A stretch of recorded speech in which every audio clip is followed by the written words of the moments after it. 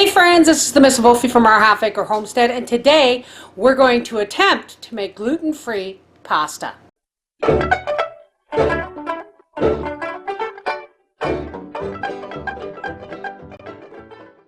Now I was a very good girl this year, and Santa Claus brought me this pasta press for my KitchenAid. Look, it's even got a picture of the cowgirl on top. So first we're going to make noodle dough. Okay, first off, we have to make the flour. And I've tried this once and it was a little bit gooey. Cross your fingers, folks. I have never made this before. I have no idea how this is going to hold together once it hits the water. It's really sticky. We're not too sure about how this is going, folks. But it is my first try at gluten-free pasta. I'm going to bury this in spaghetti and meatball sauce, and we'll see what Papa thinks. A little chewy. A little chewy? They're alright. They're edible. So we're just going to have to try again. I have a cup of white and brown rice mixed flour. I have a cup of tapioca starch flour. Guess what, folks? Tapioca starch and flour are the same thing. I have a half a teaspoon of guar gum, 2 eggs, and we're going to need about a teaspoon of salt. Let's get started. We just want to whisk our flours together, our dry ingredients, I should say. There's our cup of rice flour, our cup of tapioca flour, our guar gum, and our salt. Now we're going to add our eggs.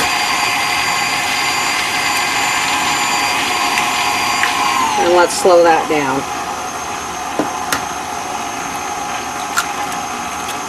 Now one of the mistakes I made with my previous batches is I thought it was too crumbly, so I added water, and then it turned out too moist.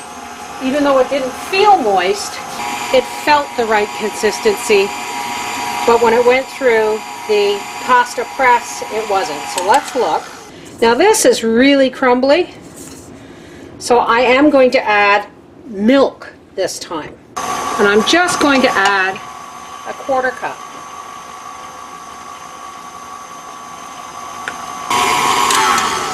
Now as you can see, this looks like little balls.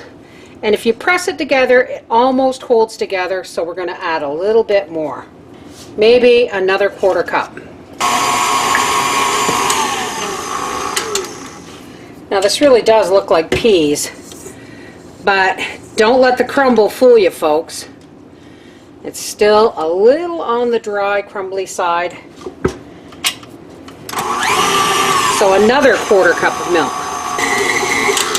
Okay, let's have a look. Alright, now this is rather sticky.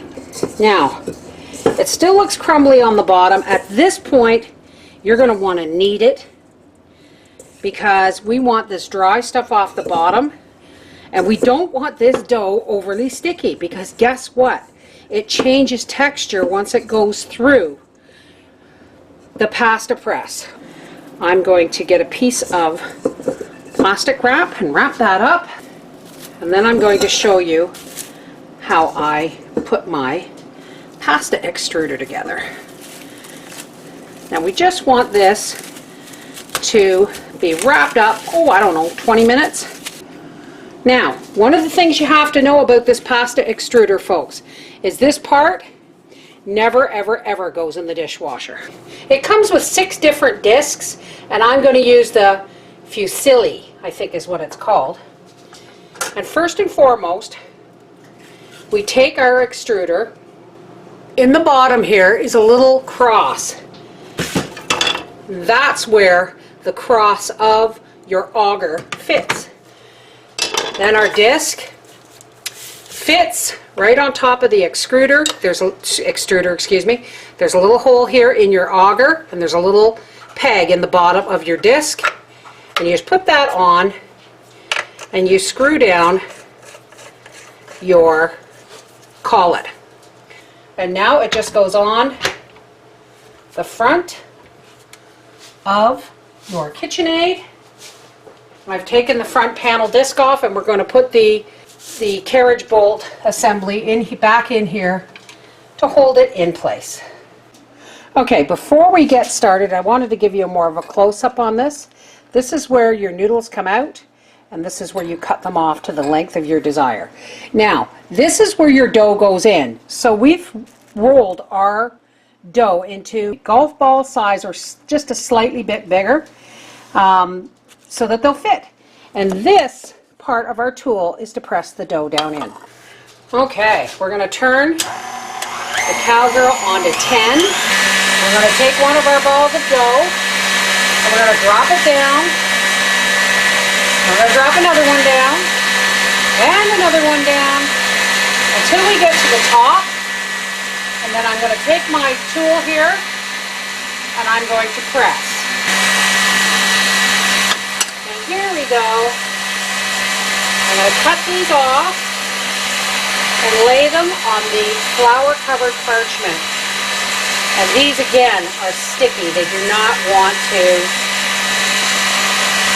separate. I'm going to show you what's going on here. See how these are limp and sticking together? So you've got to take your time with gluten-free pasta. It's a patience thing. I'm going to separate these and I'm going to make up the rest, and then when that's done, we'll be back. Okay, folks. I wasn't thrilled with how the pasta extruder handled this dough. So we're going to take our rice flour and we're going to do this the old-fashioned way. Now, if you are truly gluten intolerant, you need a rolling pin that is used only for your gluten-free stuff, because wood will absorb gluten over time. I'm not going to worry about this for now, but I thought I'd warn you. And if you don't have a rolling pin that's not wood, wrap it in tin foil. But I'm just going to take our dough here and I'm just going to do things the old-fashioned way.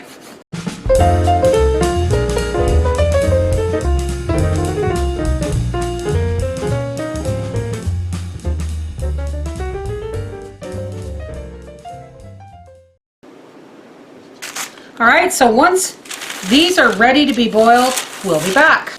Okay, let's get our noodles in the pot. We're going to throw all these in here, and we're going to give it a light stir so that they don't stick together. And we're going to bring it to a boil, and we're going to boil them for about 5 to 10 minutes depending on the noodle itself. And then I'm going to make a sour cream and spinach sauce. Alright, so we'll be back when this is on the table, and hopefully Papa will give it a thumbs up, not the meh that we got the last time I tried to make gluten-free noodles. Okay, in there is noodles and peppers and spinach and sour cream and cream cheese and stuff. Pepper, of course. I don't even bother to pepper it because I know you will.